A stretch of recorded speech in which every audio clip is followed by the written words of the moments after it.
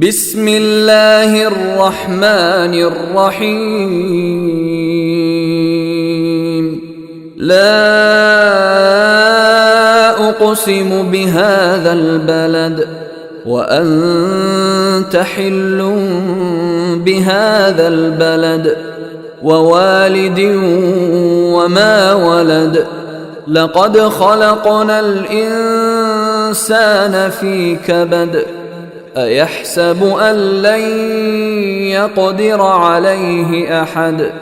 يقول أهلكت مالا لبدا أيحسب أن لم يره أحد ألم نجعل له عينين ولسانا وشفتين وهديناه النجدين فلاقتحم العقبة وما أدراك ما العقبة فك رقبة